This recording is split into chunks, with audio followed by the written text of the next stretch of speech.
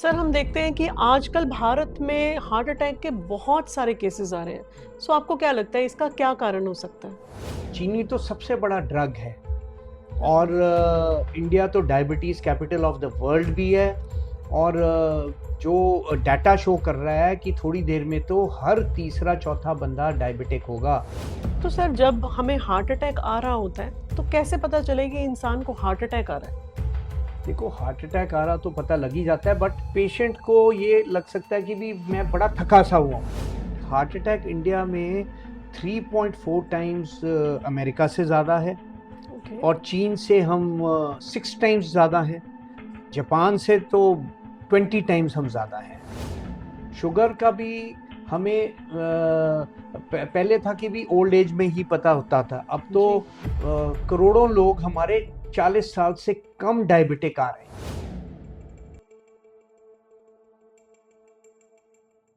On an average, approximately 56,000 deaths happen every day all over the globe due to cardiovascular diseases. That is one death after every 1.5 seconds. आज का ये podcast आपके लिए बहुत खास होने वाला है क्योंकि मैं लेके आई हूँ आपके लिए बहुत सारी इंफॉर्मेशन हार्ट से जुड़ी। अगर आपकी फैमिली या फ्रेंड्स में भी कोई हार्ट डिजीज का शिकार है या पैरालिसिस से लड़ रहा है तो ये इंफॉर्मेशन आपके लिए है। इस एपिसोड को एंड तक देखना ना भूलें और अगर आपको ये इंफॉर्मेशन अच्छी लगे तो इसे अपने दोस्तों और अपनी फैमिलीज के साथ शेयर करना ना भूलें क्योंकि आपका एक शेयर बचा सकता है किसी की जिंदगी। Today in Sip with Stars, we are going to talk to a very, very special person who has treated lots of underprivileged people, politicians, celebrities, senior doctors, prime ministers, and presidents. Sir has served in Asia's best institutions, including Indraprastha Apollo, Sir Ganga Ram Hospital, and Ram Manohar Lohia, Delhi. इनके लिए जितना भी कहा जाए कम है क्योंकि इन्होंने बहुत सारे गरीबों का मुफ्त इलाज भी किया है। Let's welcome on our show Dr. Deepak Kaushal, MBBS MD Medicine, Fellowship Invasive Cardiology, Apollo Delhi, and Chairman of Hridayashala, Heritage India Heart and Endovascular Group. Sir, welcome to our show Sip with Stars. बहुत बहुत शुक्रिया, आपने अपना कीमती समय हमारे लिए निकाला। आज हमारे मन में बहुत से ऐसे सवाल हैं अपने दिल से जुड़े जो हमारे व्यूअर्स भी आपसे जानना चाहते हैं, तो वन बाय वन हम लोग शुरू करेंगे और मैं चाहती हूँ कि आप हमारे सवालों का आंसर दीजिएगा। It will be my pleasure. Thank you sir. So sir, सबसे पहला क्वेश्चन है, हार्ट अटैक क्या होता है? हार्ट अटैक एक्चुअली एक ऐसी चीज़ है जिसके बारे में, हार्ट अटैक क्या किसी भी मेडिकल चीज़ के बारे में मेरा पर्सनल जो एक्सपीरियंस है of all these years, science को पहले तो बहुत कम पता है जी। हार्डली 1%। हम डेली नई चीज़ें सीखते हैं और फिर कई दफ़ा हम जो सीखी हुई चीज़ें होती हैं उसको भी अनलर्न करते हैं और फिर सीखते हैं जी। तो हार्ट अटैक ऐसे है कि भी हमारा जो दिल है बेसिकली मुट्ठी के बराबर का यहाँ पे होता है, चेस्ट के सेंटर में थोड़ा सा लेफ्ट में जी। 2/3 इस साइड। और हार्ट की 2 आर्टरीज होती हैं, राइट और लेफ्ट। ये दिल है तो राइट साइड की आर्टरी लेफ्ट वाली 2 में डिवाइड कर जाती है। इसमें धीरे धीरे डिपोजिशन, एथरोमेटिक प्लाक्स हम कहते हैं कोलेस्ट्रॉल की या और चीज़ें जिसकी अभी हमें नहीं ज़्यादा नॉलेज, वो धीरे धीरे डिपॉजिट होने लग जाता है। या कोई स्थिति ऐसी आ जाए कि खून सडनली गाढ़ा हो जाए इस एरिया का, और जब हार्ट की आर्टरी धीरे धीरे बंद होती है और पूरी बंद हो जाती है और ब्लड सप्लाई उस हिस्से के दिल की कम हो जाती है तो हार्ट अटैक हो जाता है। मतलब हार्ट को फ्रेश ऑक्सीजन ब्लड के थ्रू मिलता है तो वो बंद हो जाता है, तब हार्ट अटैक होता है। ठीक है। और दुनिया में जो मैक्सिमम मौतें हैं, मोर देन 25% यू कैन से हार्ट अटैक से ही है। और या कार्डियोवैस्कुलर डिजीजेस जिसको हम कहते हैं, basically we live as long as our arteries, they say जो हमारी आर्टरीज हैं, जो खून की नाड़ियों की सप्लाई है, तो हमारी जो लाइफ स्पैन है उसके ऊपर बहुत ज़्यादा डिपेंडेंट है। जी। बेसिकली जो हमारा दिल है इधर है, जी 2/3 to the left, a little bit in the center. और दिल की दो नाड़ियां होती हैं, राइट और लेफ्ट। जी लेफ्ट नाड़ी दो में डिवाइड कर जाती है, तो हम कभी कभी ये भी बोल देते हैं भी दिल की तीन नाड़ियां, एक्चुअली तो दो ही होती हैं। जी तो ये जो नाड़ियां हैं ये फ्रेश ऑक्सीजन दिल के मसल को सप्लाई करती हैं। दिल का मसल सबसे हार्ड वर्किंग मसल है पूरे बॉडी में। जी 4 से 5 लीटर खून फेंकता है रेगुलरली, लाइफ लॉन्ग, पर मिनट, ओके और बिना किसी रेस्ट के। तो जो दिल की नाड़ियों में प्लाक डिपोजिशन या एथरोमेटिक्स, ये कोलेस्ट्रॉल वगैरह और कई चीज़ें जो अभी हमें नॉलेज नहीं है, धीरे धीरे ब्लॉक करने शुरू कर देती हैं दिल की नाड़ी को। पहले तो ज़माने में ये नाड़ियाँ काफ़ी लेट ब्लॉक होनी शुरू होती थी। आजकल तो 2 साल के बच्चे ऑनवर्ड्स दिल की नाड़ियों में ब्लॉकेज शुरू हो जाता है धीरे धीरे आना। फिर जैसे जैसे बड़े होते हैं हम, ये चीज़ें बढ़ती जाती हैं, जैसे जैसे स्ट्रेस फैक्टर्स होते हैं या और वो अभी बताऊंगा मैं। तो जब ये आर्टरी में ब्लॉकेज मैक्सिमम आ जाती है, पूरी आ जाती है, पूरी बंद हो जाती है नाड़ी, तो सडनली हार्ट की सप्लाई कम हो जाती है, तो हार्ट अटैक हो जाता है या हृदयघात जिसे हम कहते हैं। तो सर जब हमें हार्ट अटैक आ रहा होता है तो कैसे पता चलेगा कि इंसान को हार्ट अटैक आ रहा है? देखो, हार्ट अटैक आ रहा तो पता लग ही जाता है, बट पेशेंट को ये लग सकता है कि भी मैं बड़ा थका सा हुआ कई दफ़ा, या दिल की धड़कन उसको महसूस होती है, या बॉडी में डग डग डग डग डग, या डग डग डग डग डग डग, या डग डग, मतलब स्लो पैल्पिटेशन भी हो सकती है जिसको हम कहते हैं, चक्कर सा आ सकता है, पसीना आ सकता है, या ये जो लोअर जॉ है हमारा, नीचे वाला जबड़ा, यहाँ से लेकर धुन्नी तक कहीं भी हमें पेन हो सकती है। इस हिस्से में आगे कोई भी बाजू में पेन हो सकती है, या बैक में भी पेन हो सकती है। इसके ऊपर वाला एरिया आगे पीछे कहीं भी सिवियर चेस्ट पेन, मतलब छाती में दर्द हो सकती है, इस साइड भी हो सकती, कहीं भी किसी भी रीजन में हो सकती है, और सांस की दिक्कत हो सकती है। ओके अगर हम सीढ़ियाँ चढ़ रहे थे पहले और अब सीढ़ियाँ चढ़ने लगे हैं, अगर उसमें हमारे को सांस फूल रहा है, वो भी एक लीड हो सकती है कि भी हमें हार्ट की प्रॉब्लम है। या फीलिंग ऑफ फेंटनेस आ सकती है, भी मैं तो अब बेहोश होने वाला हूँ, ये है। सर हम देखते हैं कि आजकल भारत में हार्ट अटैक के बहुत सारे केसेस आ रहे हैं। सो आपको क्या लगता है इसका क्या कारण हो सकता है? एक तो है कि कारण क्या है, और हमें पता भी ज़्यादा इसलिए लग रहा है, हेल्थ केयर हमारा इम्प्रूव हो रहा है इंडिया में। जी वैसे अभी भी बहुत पीछे हैं हम, बट फिर भी धीरे धीरे लोगों में भी जागृति आ रही है कि भी हेल्प लेने जाओ। बट हार्ट अटैक इंडिया में 3.4 टाइम्स अमेरिका से ज़्यादा है, ओके और चीन से हम 6 टाइम्स ज़्यादा हैं, और जापान से तो 20 टाइम्स हम ज़्यादा हैं। तो जेनेटिक बहुत बड़ा रोल है। जेनेटिक इंडियंस बड़े, हम भारतीय लोग थोड़े कमज़ोर हैं। नंबर 2, हमारा लाइफस्टाइल बड़ा गंदा है, और आजकल केसेस इसलिए बढ़ रहे हैं क्योंकि ये खाने पीने में जंक फूड बड़ा आ रहा है, और हम सेडेंट्री लाइफस्टाइल, मतलब हम लेज़ी, हम कसरत नहीं करते। फिर एक हम नमक बड़ा ज़्यादा खाते हैं, हम हर जगह नमक या चीनी। इंडिया में चीनी तो सबसे बड़ा ड्रग है, और इंडिया तो diabetes capital of the world भी है, और जो डाटा शो कर रहा है कि थोड़ी देर में तो हर तीसरा चौथा बंदा डायबिटिक होगा, जिसकी शुगर मतलब ब्लड में ज़्यादा आएगी। और नमक, हमें जो हम नमक भी खाते हैं, हमें हार्डली 5 से 6 ग्राम टोटल पूरे सॉल्ट की ज़रूरत होती है, लेकिन हम नमकीन, हर चीज़ इतना बहुत नमकीन खाते हैं, खाते हैं। सैलेड पे भी नमक और सब्जियों में भी फिर ओवर। स्ट्रेस बहुत बड़ा फैक्टर है, और ब्लड प्रेशर हमें चेक करने की आदत ही नहीं है मेरे हिसाब से। तो जब हम एटलीस्ट क्लास 5 में आए, तो हमें एटलीस्ट एक शुगर टेस्ट ज़रूर स्कूल्स को कराना चाहिए। 10th में तो कोलेस्ट्रॉल लेवल भी कराना चाहिए, शुगर तो पक्का करानी चाहिए, एंड ब्लड प्रेशर पक्का चेक होना चाहिए। कॉलेज की एडमिशन में भी, फॉर्म में भी, जब कॉलेज में एंट्री करते हैं और जब कॉलेज पास आउट करते हैं, तब भी बीपी ज़रूर चेक होना चाहिए। इंडिया में ब्लड प्रेशर की इतनी ज़्यादा संख्या है, करोड़ों लोग हैं हमारे जिनका बीपी हाई है, और जो शहरों में है उसमें तो 18 to 20%, 18 से 20% लोगों को अब डाटा आ रहा है कि भी हाई ब्लड प्रेशर है और हमें पता ही नहीं। अच्छा, सेम शुगर का भी हमें पहले था कि भी ओल्ड एज में ही पता होता था, अब तो करोड़ों लोग हमारे 40 साल से कम डायबिटिक आ रहे हैं इंडिया में। तो ये बहुत बड़े फैक्टर्स हैं। फिर एक सिगरेट स्मोकिंग और तम्बाकू, जो पता नहीं हमारे नेता क्यों नहीं रोकते, मेरे को नहीं समझ आता क्यों नहीं ये चाहते कि भी हिंदुस्तान आगे बढ़े हमारा। ये जो सिगरेट का स्मोक है, एक्चुअली हम कहते हैं भी सिगरेट पी रहे हैं, सिगरेट हमें पी रही है।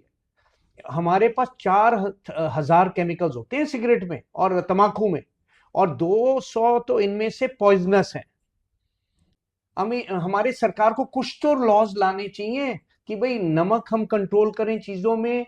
शुगर तो ड्रग है, शुगर तो हमें, ये नींबू पानी में कोल्ड ड्रिंक्स, तो ये हमारी जो जंक फूड है ये हमें बर्बाद कर रहा है। फिर जो हम फैट्स खाते हैं, जंक फूड, 3 तरह के फैट्स होते हैं basically: saturated fats, poly unsaturated fats and mono saturated fats. Mono में आ जाता है हमारा देसी घी। देसी घी फिर भी बेटर है, बट डालडा तो बिल्कुल ही बेकार का है। कोकोनट ऑयल कुछ स्टडीज कहती हैं कि भी बिल्कुल बेकार, बट कुछ कहती हैं कि it helps the brain patients. So we are learning in science, you know. And palm oil also is not very good. And जो अच्छे ऑयल्स हैं, कैनोला ऑयल है, हमारा इंडिया का मस्टर्ड ऑयल कमाल का है जी। जो हमारा सरसों का तेल है वो कमाल का है, और ऑलिव ऑयल अच्छा है। तो सर, जैसे कई डॉक्टर्स प्रमोट करते हैं कि आपको जीरो ऑयल डाइट लेनी चाहिए अगर आप वेट लॉस करना है या कोलेस्ट्रॉल से बचना है, तो जीरो ऑयल डाइट क्या होती है? देखो, जीरो ऑयल डाइट तो ये होगी कि भी आपने तड़का पानी के साथ किया, तो फिर बॉइल्ड फूड हो गया। ठीक है, वो भी ठीक है, बट अगर हम थोड़ा सा चलो करना चाहते हैं, हम 2-3 छोटे चम्मच के साथ, ये refined oils are not that good. वैसे पॉली अनसैचुरेटेड हैं, जैसे हमारा सोयाबीन का तेल है, सनफ्लावर ऑयल है, ये हम लिमिटेड अमाउंट में तो ले सकते हैं, ऐसी बात नहीं है। और मोनो सैचुरेटेड तो मैंने आपको बता दिए, ये भी बहुत अच्छे हैं। Even groundnut oil is very good, ये भी, और जो बाकी ऑयल्स मैंने बताए। लेकिन डालडा तो बहुत ही खतरनाक है, ये ट्रांस फैट्स जो हैं। और हमारी मैक्सिमम हलवाई की दुकानें, हमारी मट्ठी, मटर, दाल सेमियाँ, ये इतना आजकल फैटी लिवर प्रोड्यूस कर रही हैं बच्चों में। जो पहले फैटी लिवर 40 साल में आता था, अब तो 30-35% ऑफ स्कूल चिल्ड्रन, वो जो डाटा आ रहा है कि स्कूल के बच्चों के फैटी लिवर्स निकल रहे हैं। इमेजिन, जो हमारे 40 साल जब हम छोटे थे, 40 इयर्स पे जो फैटी लिवर बनते थे, अब हमारे स्कूल के बच्चों के फैटी लिवर बन रहे हैं। बिकॉज ये जो स्वीट शॉप्स हैं, पनीर हमें जो मिलता है, क्या पनीर है, मैक्सिमम तो मिक्स्ड है।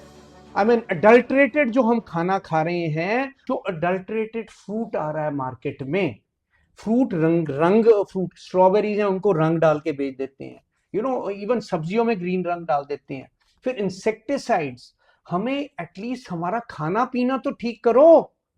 सब अगर हमारा खाना पीना ठीक हो जाए तो ये जो मैक्सिमम हमारी लिवर की बीमारी है, ब्रेन की बीमारी है, हार्ट की बीमारी है, हमारी कम हो जाए अगर हम दूध में अडल्ट्रेशन को रोक लें, और फ्रूट में, वेजिटेबल्स में जी, यू नो। और जो चिकन खाते हैं, जो मीट खाते हैं, उनको पता ही नहीं है कि आदि पोल्ट्री फार्म्स में तो स्टेरॉइड्स और एंटीबायोटिक्स पंप करके हमें मार्केट में मिल रहा है। सर, फिर इंसान क्या खाए? सबसे बड़ा क्वेश्चन ये आता है। हाँ, क्योंकि अगर हम कुछ भी, हम कहते हैं वेजिटेरियन डाइट फॉलो करें, उसमें भी अडल्ट्रेशन है। नंबर 2, स्ट्रेस हमारी रूरल एरियाज में भी, पहले जहाँ पे हार्डली ब्लड प्रेशर होता था, अब अराउंड 10 to 12% में ब्लड प्रेशर देखा जा रहा है गांव में। बिकॉज ऑफ द स्ट्रेस लोग माइग्रेट कर रहे हैं। फिर वो जो पहले जॉइंट फैमिलीज थी, बड़ी पीसफुल हम होते थे, अब हमारी सिंगल यूनिट फैमिलीज हैं, उसमें भी बड़ा स्ट्रेस होती है जी। और हम एक दूसरे की कदर नहीं करते, यू नो व्हाई। हमारे पॉलिटिशियंस को भी बड़ा स्टेप करना चाहिए कि भी ये अडल्ट्रेशन वगैरह कम करें, नहीं तो फिर बचा क्या जिंदगी में, इफ वी आर अनहेल्दी जी तो बचा क्या जिंदगी। So all these factors are very important. जी जो हार्ट डिजीज, कार्डियोवैस्कुलर डिजीज या किसी भी बीमारी को फॉर द वे, जी जी कैंसर भी बढ़ेगा। हार्ट डिजीज अकेली क्यों, जब अडल्ट्रेशन मार्केट में है और हमारी administration has to take steps, you know. Sir, किसी को हार्ट डिजीज हो रहा है, इसका कोई टेस्ट होता है कि हम पता लगा सके कि हार्ट डिजीज हो चुका है, या किस लेवल तक हमारा हार्ट डिजीज पहुंच चुका है? देखो, ये भी बड़ा अच्छा क्वेश्चन है। हमारे पास सिंपल टेस्ट होते हैं, जैसे सबसे पहले तो वजन। जी हमें अपना वजन कंट्रोल करना है। जो ओबीस लोग हैं, जो जिनका पेट आगे बढ़ा हुआ है या वेट ज्यादा है, हाइट के हिसाब से वेट चार्ट्स हैं, बड़े सिंपल हैं। अगर हमारी थोड़ी हाइट छोटी है, हमारा वेट भी 50-55 किलो होना चाहिए। अगर हमारी हाइट सपोज 5 फीट 7 इंच है, तो हमारा 60s में प्रेफरेबली वेट होना चाहिए। चार्ट्स बने हुए हैं, आप गूगल कर जी सकते हो। जी जी जी अगर हमारी हाइट 5'10" है, 5'11" है, 5 फुट 10 इंच, तो वही हमारा वेट 75 केजीज के आसपास होना चाहिए। जी तो ये बहुत ज़रूरी है कि हम अपना वजन कंट्रोल करें सबसे पहले। जी ये सिंपल टेस्ट मैं आपको बता रहा हूँ जो हम करते नहीं। जी। हम ब्लड टेस्ट के पीछे भागते हैं, ठीक है। ब्लड प्रेशर हमें ज़रूर कराना चाहिए, बच्चों का भी अपना भी साल में एक बार तो ज़रूर कराओ। जी जी जी at least once in year blood pressure तो अपना चेक कराओ। शुगर अपनी चेक करा लो, सिंपल इतना सा टेस्ट है। जी स्कूल के टाइम में बच्चे का शुगर टेस्ट होना चाहिए, कॉलेज के टाइम में बच्चे का टेस्ट होना चाहिए, कॉलेज से निकलते टाइम, कहीं उसकी नौकरी हो तब शुगर टेस्ट होना चाहिए। साल में एक बार जरूर कराओ, इतना सिंपल है। तो मतलब अगर हम ये टेस्ट भी कराते हैं तो हम काफी करीब होते अरे हैं ये जानने शुगर के। और बीपी अगर आपने कंट्रोल कर लिया, आपने आधी हार्ट की बीमारी कंट्रोल कर ली, वेट आपने कंट्रोल कर लिया अपना। जी उसके बाद कोलेस्ट्रॉल की बात आती है कि भी एलडीएल कोलेस्ट्रॉल लो होना चाहिए, एचडीएल कोलेस्ट्रॉल हाई होना चाहिए, तो वो भी फास्टिंग है। बट ये बड़ी कंट्रोवर्शियल कुछ आजकल स्टडीज आ रही हैं कि भी कोलेस्ट्रॉल का इतना कुछ मैटर नहीं करता ज़्यादा। But still we have to follow जो साइंटिफिक डाटा है, उसके हिसाब से हमें कुछ तो फॉलो करना चाहिए। जो मैक्सिमम डाटा है, जो बेस्ट इंस्टीट्यूशंस वर्ल्ड के अभी भी कहते हैं कि भी हम अपना फैट जो खाते हैं, जो तेल खाते हैं, उसको कंट्रोल करें। तो आइडियली हमारी डाइट जो है 30% हम फैट खा सकते हैं। जी जो ये लो आप कह रहे हैं ना कि भी फैट, जीरो ऑयल फैट, हमें ताकत भी तो चाहिए जी और इम्यूनिटी बढ़ती है। जो हम तेल तूल खाते हैं, घी खाते हैं, उससे हमारी शक्ति भी बढ़ती है। तो ये नहीं कि हमें जीरो ऑयल फैट चाहिए, ऐसे कुछ नहीं है। जी कोई ऐसा डाटा नहीं है अभी तक आया कि भी करोड़ों लोगों में कि जीरो फैट डाइट खाओगे तो आपकी उम्र बहुत लंबी है, ऐसे कुछ नहीं है। तो जो मैक्सिमम डाटा कह रहा है कि हम थोड़ा सा सैचुरेटेड भी, देसी घी भी थोड़ा सा खा सकते हैं, एक आधा चम्मच, ऐसी बात नहीं है। और बट ये डालडा डूल्डा ट्रांस फैट्स हमें दूर करने चाहिए। तो ये हमारी सरकार कम करा सकती है ये चीज़ें की भी। जो हम दाल सेमियाँ भी मिलती हैं, खाते हैं, मठियाँ खाते हैं, ऊट पटांग जो भी है, adulteration. Sir, heart attack, paralysis, stroke, ये सब अगर ना हो, इसके लिए हमें क्या करना चाहिए कि हमें ऐसी प्रॉब्लम्स आए ही ना? पर्सनली आई फील कि बच्चा पैदा होने से पहले ही मम्मी को और पापा को जी शांत रहना चाहिए। माँ की प्रेगनेंसी के टाइम भी जो पहले 3 महीने माँ की बड़ी अच्छी डाइट होनी चाहिए। मेडिसिन माँ बिना अच्छे डॉक्टर के, गायनेकोलॉजिस्ट के फालतू की दवाइयाँ ना खाए। ड्रिंक ना करे माँ पापा घर के अंदर। जो बेबी बचपन में वूम में बन रहा है वो भी हेल्दी एनवायरनमेंट में बने, बिना स्मोकिंग के, बिना अल्कोहल के।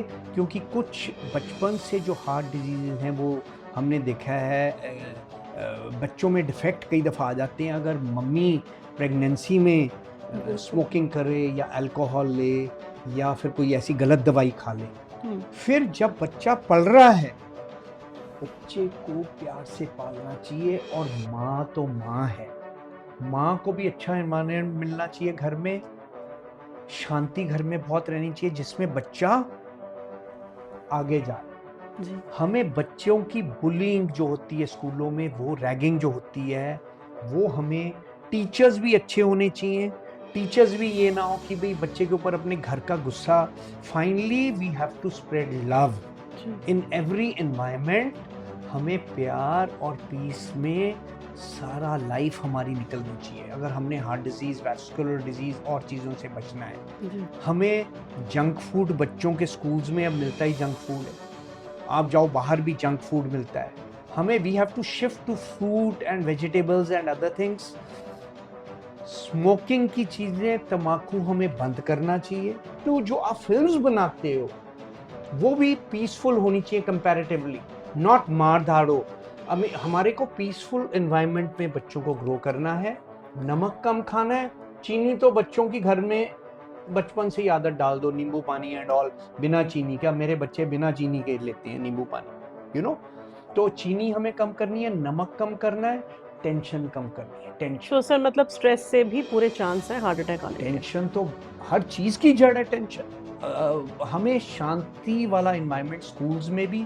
इवन हमारी जो पिक्चरें बनती हैं थर्ड क्लास मार धाड़ वाली, पैसों में इंटरेस्टेड है पब्लिक। आई मीन पैसों के पीछे ठीक है, पैसा होना चाहिए, बट इतना तो ना हम करें कि हम फैमिली को बर्बाद कर दें औरों की प्रमोट करके। ड्रिंक पियो भी, बहुत फर्क पड़ेगा हमारी सोसाइटी को। ये मेन चीजें हैं मैं जो बता रहा हूँ। फिर अडल्ट्रेशन हम बंद करें जी खाने की, जो मैंने पहले भी बोला था। एंड मेन तो these are the things, you know, to prevent a heart attack. फिर हम अपना वजन कंट्रोल करें। रात का खाना हमारा लाइट होना चाहिए।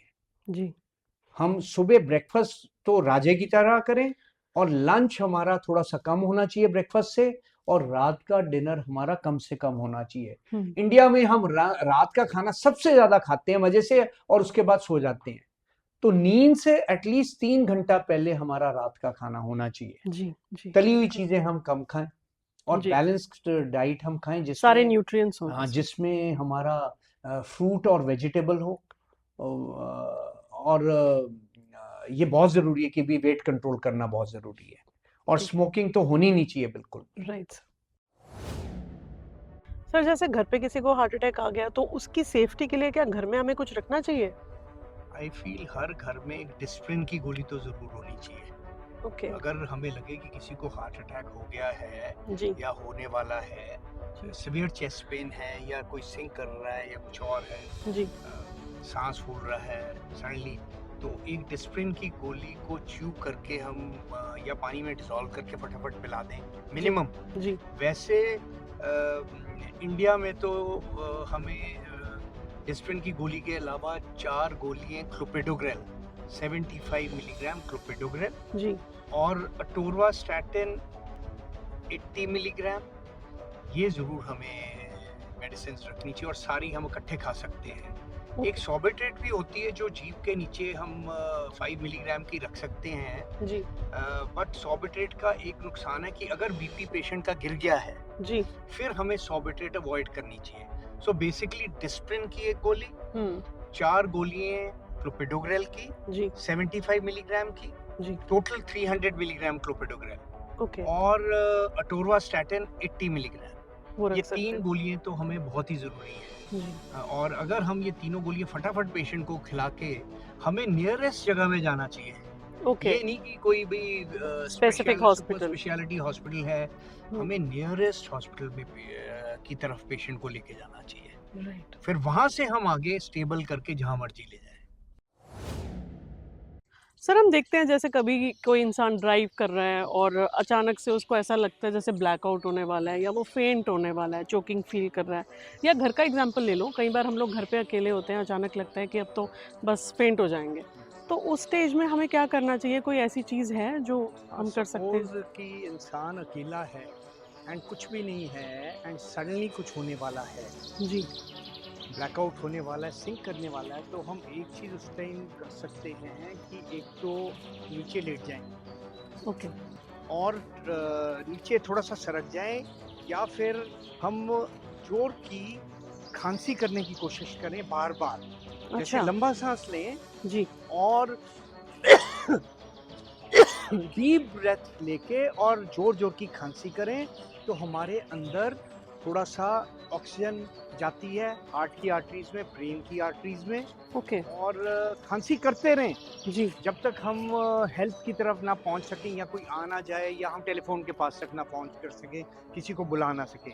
ओके ये जो खांसी करना है जोर जोर की, जी ये ऑलमोस्ट कार्डियक पल्मोनरी रिससिटेशन जो हम करते हैं ना, कि जैसे कोई मर रहा है जी तो हम चेस्ट तो पे वो स्क्वीज प्रेशर करके देते हैं दिखाते हैं, जी तो ऑलमोस्ट उस तरह ये थोड़ा सा हल्का सा कार्डियक मसाज भी हो जाता है, और ऑक्सीजन की सप्लाई भी हमारी जो है बरकरार रहती है। तो टिल वी गेट हेल्प और we don't faint, we should try to continue coughing, जोर जोर की खांसी करते हैं। तो ये तो सर बहुत ज़रूरी है कि अगर घर में हमें पहले से ही पता है कि कोई हार्ट पेशेंट है या हार्ट की बीमारियों से जूझ रहा है, तो ये टिप उनके लिए बहुत यूज़फुल है ना? सर हम देखते हैं कि कई लोग बहुत ज़्यादा अल्कोहलिक होते हैं और अगर उनको हार्ट अटैक भी आ जाता है तो भी वो मतलब अल्कोहल का कंजम्पशन चालू रखते हैं। तो इसके बारे में आपके क्या व्यूज़ है, किस लेवल तक का अल्कोहल वो कंज्यूम कर सकते हैं? अल्कोहल हमें अगर नहीं पीते तो वैसे नहीं शुरू करना चाहिए। जी नंबर 2, ये हमें डल बना देती है और कोई भी हमें यूज़ कर लेता है, एंड हमारा लिवर को ज़रूर ख़राब करती है, और अगर पैनक्रियास को ख़राब कर दे तो शुगर की प्रॉब्लम भी आ सकती है, और फैटी लिवर तो आजकल हमें वैसे ही यंग एज में ही शुरू हो गया आजकल जी तो अल्कोहल जो वैसे रिकमेंडेड है अगर किसी ने लेना है, जी तो 1 ml 1 मिलीलीटर, मतलब हम 30 ml जैसे अगर हमने कंज्यूम करना है तो 1 आवर से जल्दी नहीं करना चाहिए, क्योंकि लिवर जो है 1 ml 2 मिनट में मेटाबोलाइज करता है। तो 30 ml का जो हमने पैक बनाया है तो रफली 1 आवर से पहले हमें नहीं ख़त्म करना चाहिए। और जो रिकमेंडेड है बाय द गैस्ट्रोएंटरोलॉजिस्ट, जो लिवर वाले रिकमेंड करते हैं, इससे ज़्यादा लेनी नहीं चाहिए मेल्स को, लेडीज़ को तो इससे आधी। तो यू कैन अंडरस्टैंड। और मैं तो गुजारिश करूंगा सरकारों से कि इंडिया की सरकार से, एटलीस्ट भारत की सरकार से मैं गुजारिश करता हूं कि हम कोशिश करें कि ये देश वाकई कमाल का बनाएं। और अगर आप चाहते हो कि आप दारू के टैक्स से पलो, आप लोग जो ब्यूरोक्रेट्स हैं, जो नेता हैं हमारे, तो एटलीस्ट जो अल्कोहल की कंटेंट है, हम विस्की में या बियर में या जो भी ड्रिंक्स हैं, वॉडका और व्हाटएवर, हम एक स्पेशल सीन क्यों नहीं क्रिएट करते कि भी 3% से ज़्यादा अवेलेबिलिटी ना हो इंडिया में। एटलीस्ट लोग जितना, अगर जो अल्कोहलिक बनते हैं कम से कम वो ज़्यादा कंज्यूम नहीं कर पाएंगे, क्योंकि पानी साथ में जाएगा। ये बहुत ज़रूरी है। तो अल्कोहल हमारा हार्ट फेलियर भी कर सकता है जी। अल्कोहल हार्ट की बीट्स को भी डेंजरस ऐसे ऐसे करके, एक हॉलिडे हार्ट सिंड्रोम होता है जो हम भाई हॉलिडे सेलिब्रेट करने जा रहे हैं, तो जो अल्कोहल नहीं भी पीता सडनली ज़्यादा किसी दिन अल्कोहल पी ले, कोई उसको ऐसे पुश भी कर दे तो हार्ट ऐसे से जाके रुक सकता है समटाइम। तो दैट इज द थिंग। तो ये हमें डेफिनेटली रिजॉल्व करना चाहिए कि भी अल्कोहल की कंटेंट हम 2 to 3% किसी तरह कुछ बना के दम रखे हिंदुस्तान, और ये ऐसी अल्कोहल स्टार्ट कर दे mandatory, not 40-45% strength of the alcohol in the bottle. हम 2 to 3% तक अगर आ जाएं, फिर देखें कि क्या होता है। Let's see. सर अल्कोहल की बात करें तो एक बात याद आ गई, आप अल्कोहल रेकमेंड तो नहीं करते, लेकिन आप, क्या ये बात सच है कि आपने दिल की नाड़ियों में अल्कोहल डाल के ट्रीट भी किया है? Yes, हाँ, एक कंडीशन हार्ट की होती है, hypertrophic obstructive cardiomyopathy, and I have been very lucky. I have been in one of the best hospitals in the country, Indraprastha Apollo Sarita Vihar, and late 90s में हमने कुछ cases किए थे जो India के अमंग्स द फर्स्ट केसेस थे जी। वैसे तो डॉक्टर राजीव लोचन और मैं, सर मेरे थे डॉक्टर राजीव लोचन, ब्रिलियंट जी, गॉड ब्लेस हिज सोल, और हैं वो बड़ा अच्छा काम कर रहे हैं, अभी भी मिडिल ईस्ट में हैं आजकल डॉक्टर लोचन जी। तो हमने मिलके हार्ट की आर्टरीज जो हैं, जो मसल को सप्लाई करती हैं, हार्ट के सेंट्रल मसल को, जो सेप्टल मसल को, तो वो हमने एब्सोल्यूट अल्कोहल जो ऑलमोस्ट 100% होती है, 99% के करीब होती है, वो हमने इंजेक्ट करके कुछ केसेस हमने किए थे लेट 90s में,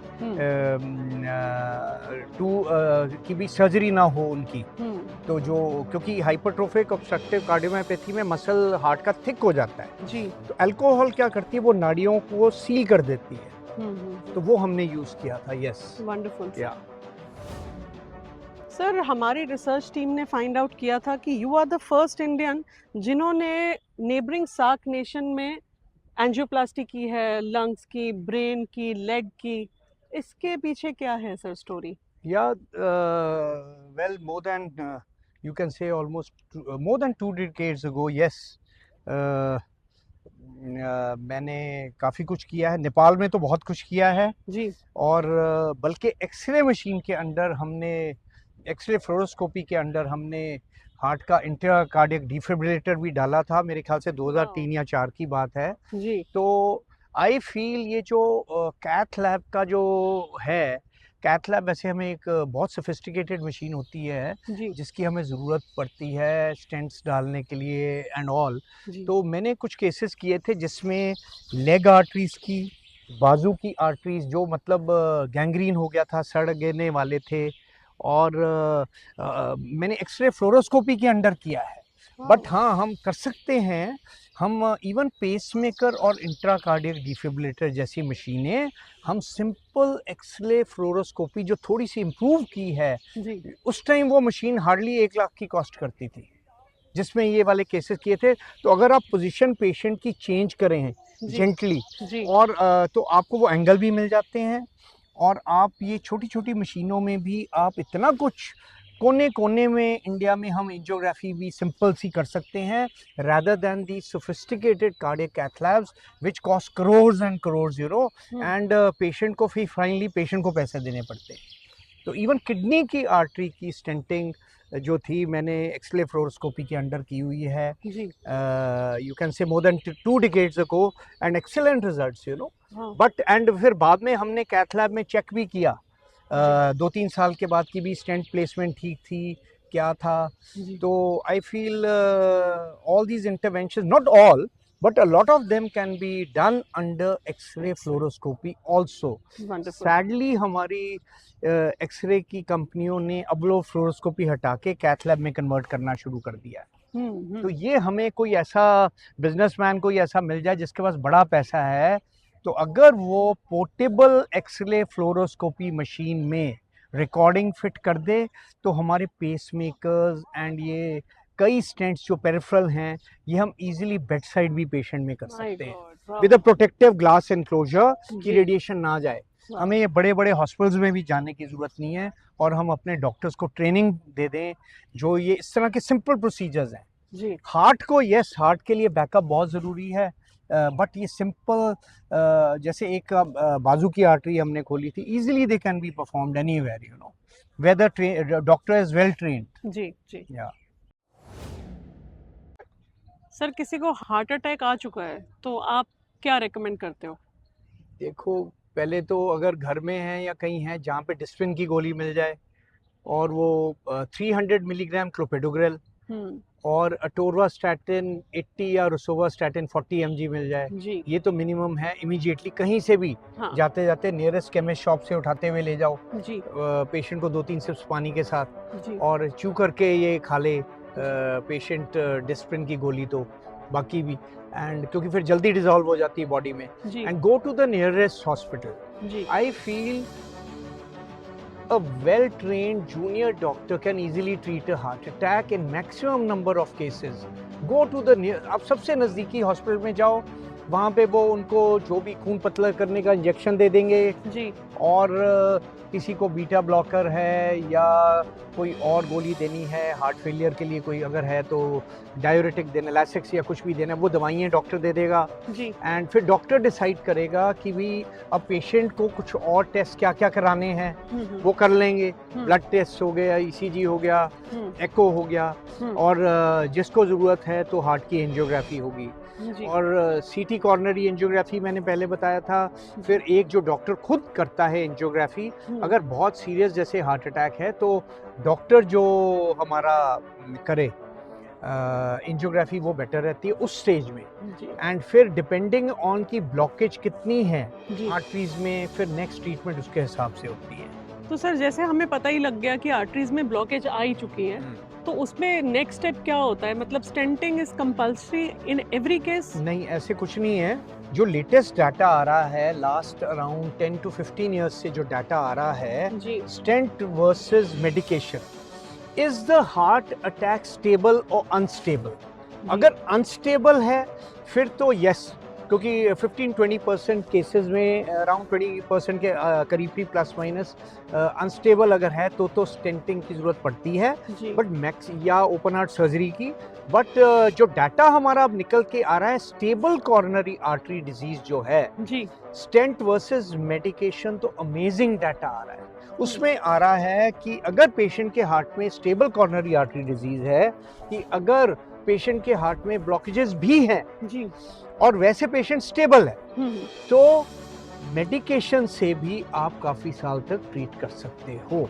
जो latest new England journal of medicine है, ब्रिटिश मेडिकल जर्नल है, journal of American college of cardiology है, या ये जो वर्ल्ड के बेस्ट जर्नल्स माने जाते हैं, सर्कुलेशन, इनमें जो डाटा आ रहा है कि stable coronary artery disease can be, उसको हम स्टेंट के बिना भी ट्रीट कर सकते हैं मेडिकेशन से, but regular follow up with a good doctor is very important, कि पेशेंट अपनी दवाई ज़रूर साथ में खाए, और लाइफस्टाइल मॉडिफिकेशन के साथ स्मोकिंग नहीं करनी, वेट रिड्यूस करना है, लाइफ को डेली सेलिब्रेट करना चाहिए। यू नो, हम ये मैजिक लाइफ का मिस कर जाते हैं। Actually life is a beautiful miracle. हम ये मिस कर जाते हैं कि हम सारे मैजिक हैं।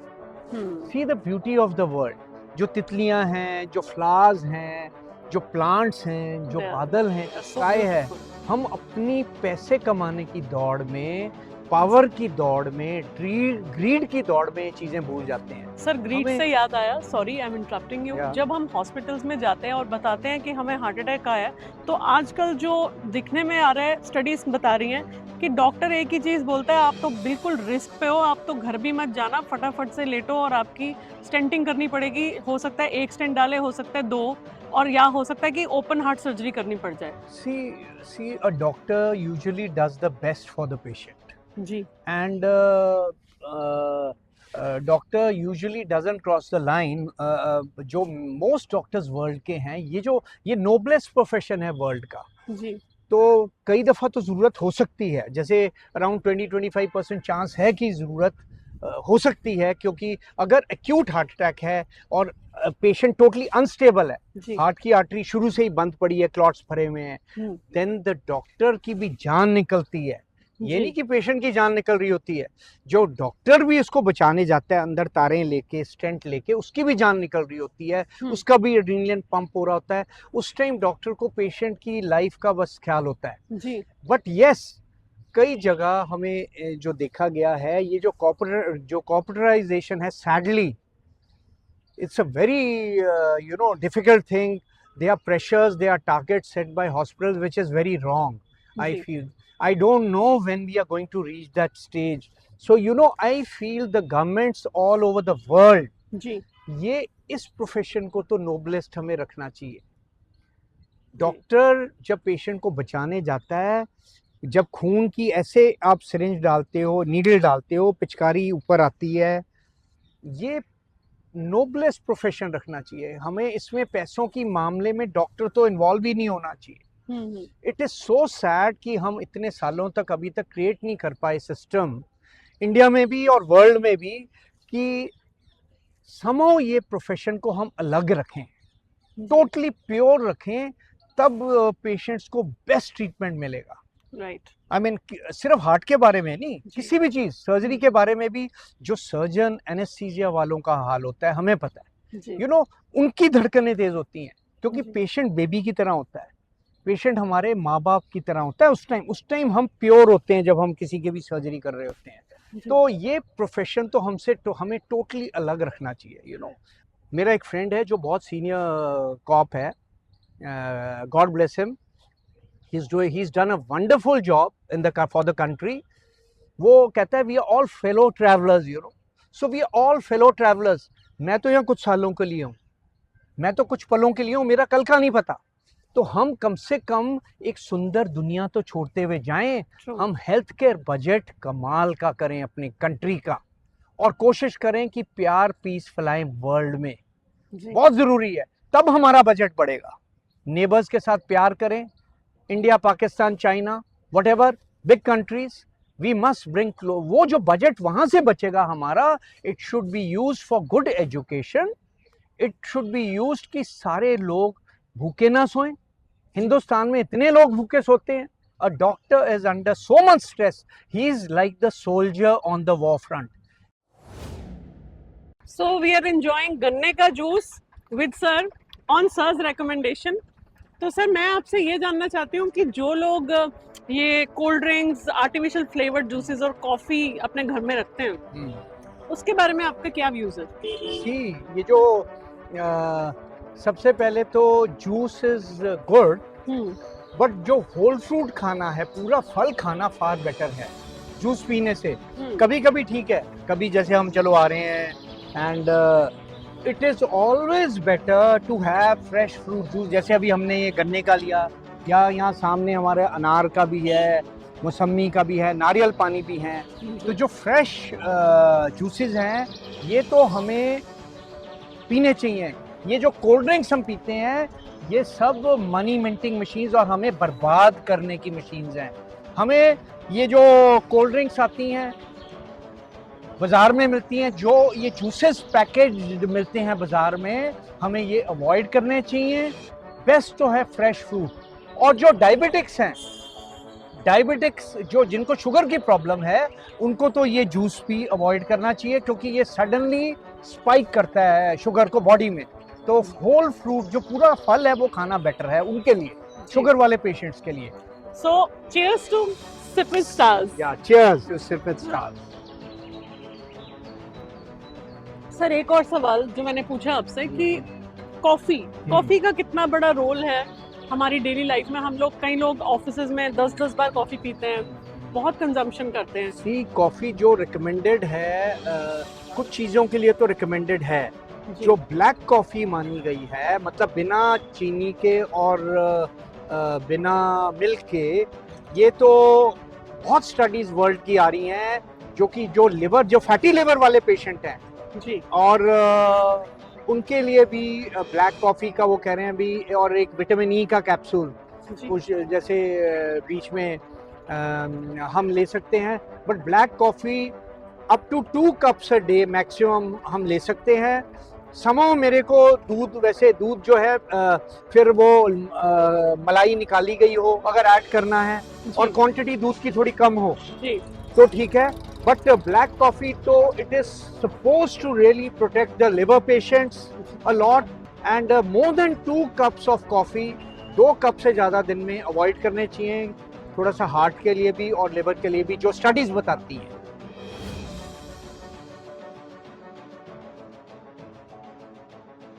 सर हमारी रिसर्च टीम ने पता किया है कि ये जो हृदयशाला है ये एशिया के बेस्ट EECP सेंटर्स में से एक है। सो आई वांट टू नो कि ये ऐसा आप यहाँ पे क्या करते हैं जो ये बाकी सेंटर्स से हटके है? जी, मैं तो बहुत प्राउड हूँ कि हृदयशाला प्रैक्टिकली बेस्ट सेंटर्स में से है ECP का। यहाँ पे जो हमारा पेशेंट आता है, ECP कुछ पेशेंट्स में नहीं करनी चाहिए, और वैसे तो ECP मैक्सिमम पेशेंट्स को सूट करती है।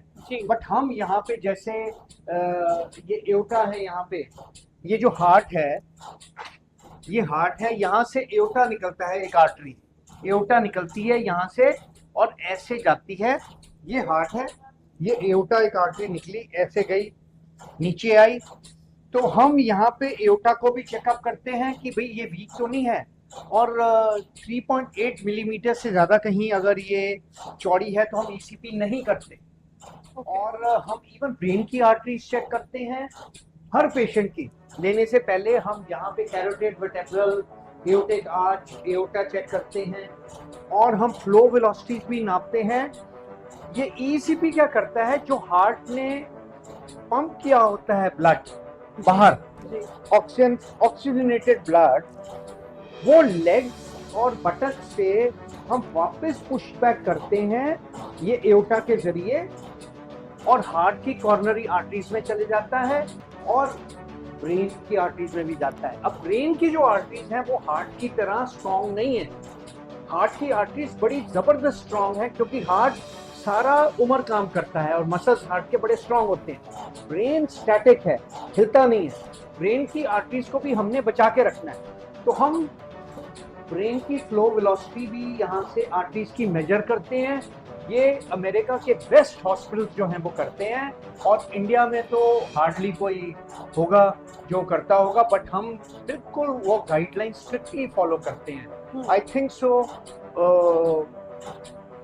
That ways we are very good and but बहुत मेहनत करनी पड़ती है, लेकिन पेशेंट को मैक्सिमम आराम होता है। नंबर 2, हमारे जो सेंसर्स हैं मशीन्स के कमाल के हैं। हार्ट की एग्जैक्ट टाइमिंग, जब हार्ट ऐसे रिलैक्स करता है तब हमें ये ऊपर ब्लड पंप करना चाहिए। और हमारे पास यहाँ पे कोई पेशेंट को प्रॉब्लम हो जाए तो सारा बैकअप है हमारे सेंटर्स में।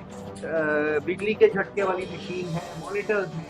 अगर कोई कुछ किसी को, हम यहाँ पे पेसमेकर के पेशेंट्स का भी हमने किया है, और इंट्राकार्डियक डिफिब्रिलेटर जो होते हैं पेशेंट्स में, बिजली का झटके वाली मशीन हैं, तो हृदयशाला उसमें भी इतना कैपेबल है हमारे पास जो इक्विपमेंट है, हम उनमें भी ईसीपी कर सकते हैं विद सेफ्टी। ये एडवांटेज। ग्रेट।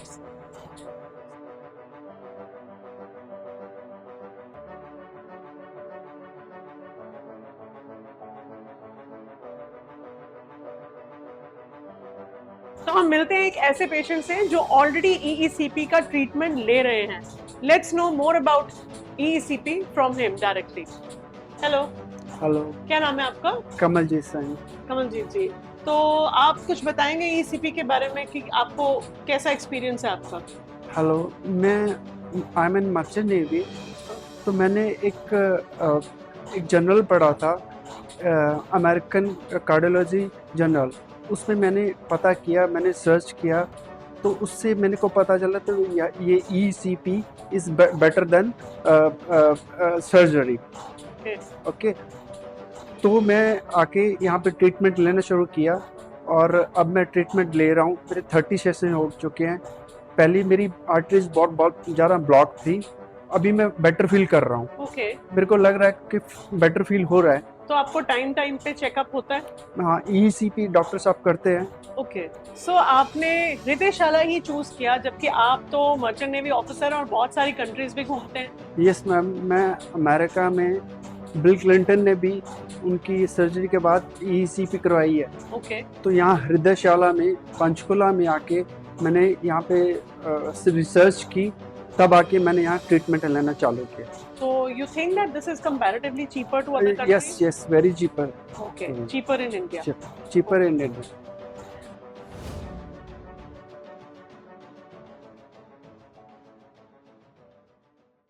सर, आप पहले इंडियन हैं जिन्होंने अफ्रीका में जाके बहुत से अफ्रीकन कंट्रीज के लोगों को ट्रीट किया, एंजियोग्राफी, स्टेंटिंग, एंजियोप्लास्टिक के जरिए, और बहुत सारे गरीबों की भी सेवा की, मुफ्त इलाज किया। आपको क्या लगता है कि इंडिया और अफ्रीका के लोगों में क्या डिफरेंस क्या है? अफ्रीका एक तो अभी बहुत ही अंडर डेवलप्ड कंट्री है जी, एंड लोग भी बहुत पुअर हैं, एंड अफ्रीका बड़ा वास्ट है, बहुत डाइवर्स है जी, कई जगह तो बिल्कुल डेजर्ट टाइप भी है, कई जगह बहुत अच्छी वेजिटेशन भी है। जहाँ तक पेशेंट्स की बात है, हार्ट पेशेंट्स की बात है, जो मैंने नोट किया कई जगह कि हार्ट की आर्टरीज का जो ये साइज है जी, वर्सेस इंडियंस, कई जगह तो डायमीटर बहुत चौड़ा है उनका। ओह, हार्ट की आर्टरीज का साइज बहुत बड़ा है। इंडियंस की समहाउ हार्ट की आर्टरीज जो हैं कंपैरेटिवली नैरोअर हैं, जो वैसे है। एक वहाँ पे इंफ्रास्ट्रक्चर बहुत पुअर है। तो इंडिया के पास तो बहुत वो है कि भी मेडिकल टूरिज्म भी है, और बट वहाँ पे मैंने एक चीज़ बहुत अच्छी देखी एक आधी कंट्री में, जैसे फॉर एग्जांपल सूडान। जी, वहाँ पे जो हमारी इंश्योरेंस कंपनीज हैं, उनका ऐसा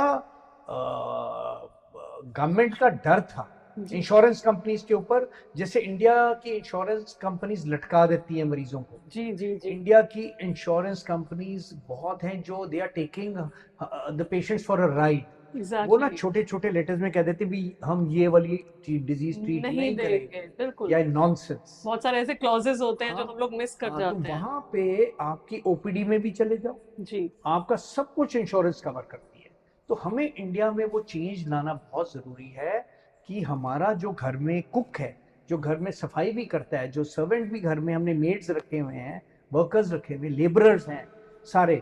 ऑफ कोर्स एक हमारी सरकार की स्कीम बड़ी अच्छी आई है रिसेंटली, बट एक एक पर्सन इंडिया का कवर होना चाहिए होना चाहिए। अच्छी इंश्योरेंस में, जिसमें ओपीडी में भी, और जिसमें डॉक्टर्स को, डॉक्टर इतनी, अब मैं 31 ईयर्स तक मेरी पढ़ाई हुई है स्पेशलिस्ट बनते बनते, तो एटलीस्ट डॉक्टर को फीस भी अच्छी मिले हम्म, और इंश्योरेंस कंपनी के थ्रू मिले। जी जी जी, ये हमें कुछ ना कुछ सिस्टम तो हमारी सरकार को करना बहुत बनाना जरूरी चाहिए, है बिल्कुल। कि सारे 100% हम कवर हो जाए। So you think that Africa is better in that way? Not all Africa. I'm just telling you partly. A Partly. country, if a country like Sudan could do it, जी जी एक कंट्री ऐसी है जहाँ पे इतनी गरीबी है, जहाँ पे इतने सैंक्शंस लगे हुए हैं अमेरिका के, जी। उस कंट्री में हम्म, अमेरिका ने बड़े सैंक्शंस भी लगा के रखे हैं, वो कंट्री आराम से इतना तक कर रही है, हम नहीं कर सकते।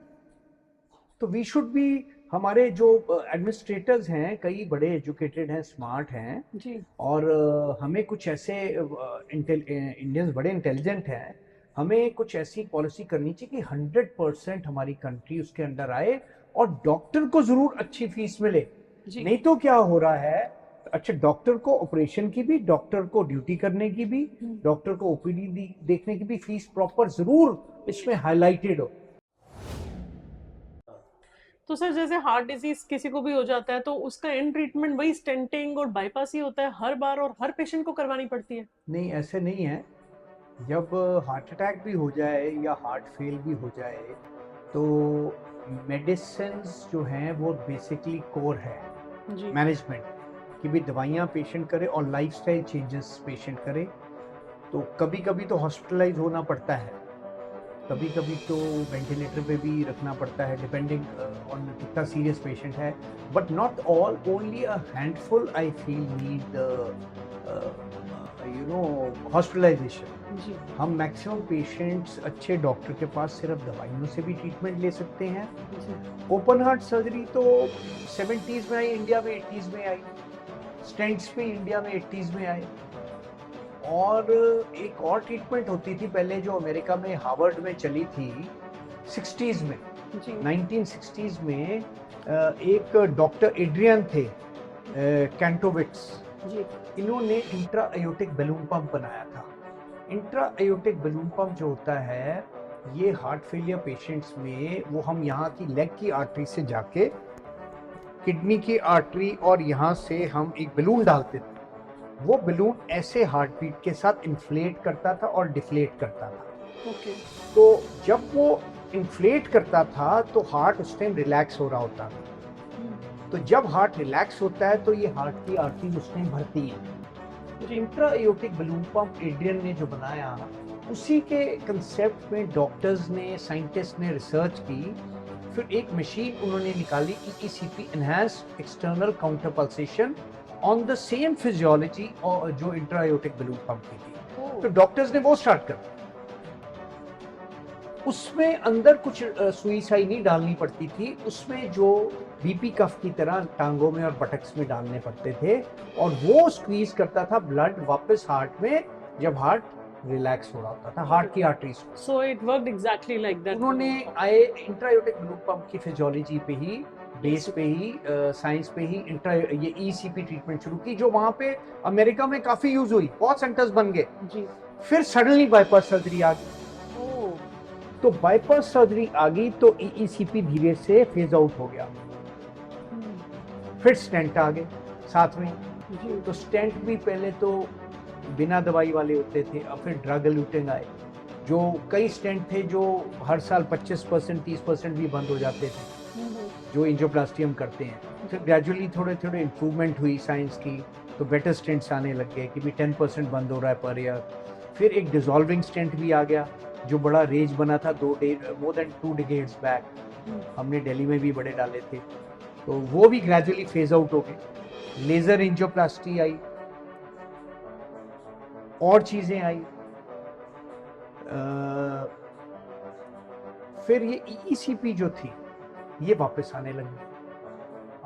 अब अमेरिका में 1000+ सेंटर्स हैं जो एनहांस्ड एक्सटर्नल काउंटर पल्सेशन कर रहे हैं, और बहुत स्टडीज आई हैं stent versus medication, stent and bypass surgery versus medication in heart disease. So stable heart disease में जो रिसेंटली 10-15 ईयर्स में आ रहा है, बहुत ही ड्रामेटिक चेंजेस आ रहे हैं। बहुत कमाल की स्टडीज आई हैं। एक करेज ट्रायल आई थी, फिर एक बारी ट्रायल आई थी, फिर एक स्टैनफोर्ड यूनिवर्सिटी ने अभी रिसेंटली डाटा पब्लिश किया है, और बहुत और यूनिवर्सिटीज़ हैं सर्कुलेशन में। American heart journal, new England journal of medicine में स्कीमिया ट्रायल आई है। तो उसमें स्टेंट वर्सेस मेडिकेशन में उन्होंने देखा है कि पेशेंट्स को मतलब ऑलमोस्ट सिमिलर इफेक्ट्स हैं। अगर हम दवाई से भी, स्टेबल हार्ट डिजीज में अगर हम दवाई भी दें और पेशेंट्स को बड़ा फायदा हो रहा है, जी जी। ऐसे है तो फिर I feel dramatic So improvement is coming. the call has to be taken by the doctor कि किस The कितना doctor adverse has heart the disease हुआ doctor है। knows, the patient doesn't know anything. Exactly. The doctor has to put the patient, और guide them. आजकल आपको नहीं लगता कि सर ये बहुत ज्यादा ये चीजें मतलब डॉक्टर्स ने भी बहुत वो खराब कर दिया इस चीज मैं को? बता रहा हूँ ना, this profession has to be kept very nobly. You know, I'm telling you. Yeah, it's हम true. इवन शादियां जो हैं रिश्तेदारों की अपनी मिस करते हैं, इतनी पढ़ाई है हमारी। Yes, true. Which is it, of course, हर जगह मेहनत हर And जगह है। that's just because that you have to serve the nation. Even the scientists, everybody, Yes. even the bus driver, सारा सब प्रोफेशंस इक्वल हैं फाइनली। सबको प्योर रहना चाहिए, बट डॉक्टर्स का इतना प्रेशर होता है जब हम ऑपरेट करने जाते हैं। कुछ है, डॉक्टर्स की लाइफ भी 12 ईयर्स 10 से 12 साल कम होती है बाकी आगे लोगों से, because of the catecholamines, stress, adrenaline release in the blood and everything. Sir stress से याद आया बिफोर वी गो अहेड, आप लोगों की लाइफ जैसे कि आपने बोला कि कितनी स्ट्रेसफुल होती है, तो आपको क्या लगता है आप अपनी लेजर एक्टिविटीज कैसे करते हैं? आपको फ्री टाइम, पास टाइम में what's the hobby that you follow to relax your mind and to chill with your family? What do you do? See one thing हमें सबको याद करना चाहिए, फाइनली हमारी फैमिली बहुत जरूरी है जी। हमें सबको कोशिश करनी चाहिए कि 7-8 घंटे की नींद जरूर मिले। जी। Very important. जी। 7-8 घंटे की अगर हमें नींद मिल जाए तो कमाल की है। और अगर हम वर्क प्लेस में 15-20 मिनट का अगर दोपहर में नैप ले सकते हैं लंच के साथ, तो nothing like it. Nothing like it. वो कुछ स्टडीज हैं कि भी अगर हम 15-20 मिनट सो जाएं, 25 मिनट भी, 20 मिनट भी, तो हमारी दोपहर बैटरी को, चार्ज हो जाती है। तो हमारी बैटरी भी चार्ज हो जाती है और हमारी उम्र भी काफी बढ़ जाती लंबी हो जाती है। तो good sleep is very important, and it is very important कि हम शांत रहें। जी बिल्कुल। सारे लोग, हमें पीसफुली रहना चाहिए, बहुत जरूरी है। Music is a great life saver. So आप क्या करते हैं सर अपने आप को रिलैक्स करने मैं के तो लिए? देखो, sometimes with my son I watch a movie, Yeah, I do gardening, great, and flowers are a beautiful, maintaining, taking care of flowers is a great hobby. wonderful. Listening to music, Wonderful. and you know, whatever it is, whatever life throws at you, suppose आपका जिंदगी के सबसे गंदा दिन, उस दिन आपको कोशिश करनी चाहिए कि प्रे करो, जी शांत रहो, जी। और डांस करो। अगर आप कहीं बाहर नहीं जा सकते, तो घर आप पे ही खड़े अपने होके डांस तो कर सकते हो। डांस से बेटर एक्सरसाइज है ही नहीं। True. और walking is the best exercise. जी अगर हम रफली 20 मील प्रति हफ्ता चल लें जी। तो जिम की जरूरत ही नहीं। True. और पार्क्स, हमारे गवर्नमेंट को पार्क्स हर जगह बनाने चाहिए, व्हाटएवर इट इज, कि एनवायरनमेंट अच्छा रहे, पोल्यूशन अच्छी कंट्रोल हो। Very important, you know. Thank you sir, it was such a wonderful information that you shared for our viewers. और मुझे लगता है कि जिन्होंने भी हमारा एपिसोड पूरा देखा होगा उनको काफ़ी नॉलेज मिली होगी अपनी हार्ट डिजीजेस को, अपने आप को सेव करने के लिए। So it was lovely having you with Sip with Stars, and any message that you want to give to our team of Sip with Stars? Always remain young. हम old तो होते हैं जी बट हमारा heart हमेशा young रहता है। जी। And spread love everywhere. every person on the planet, जी ये पूरी दुनिया हमारी फैमिली है, फैमिली. जी And may God bless you. you, Superstars, love you all. So that was Dr. Deepak Kaushal with us on Sip with Stars and it was an excellent informative session from him. और इसी तरीके से हमारे channel के साथ जुड़े रहिए, subscribe कीजिए, लाइक कीजिए, कमेंट कीजिए और एक शेयर ज़रूर कीजिए ताकि हम किसी एक की जान इस एपिसोड के जरिए बचा सके. Thank you so much. Stay tuned with me on Sip with Stars and I'm bringing the next celebrity soon with you. That was Kiran Kaur, your host for Sip with Stars.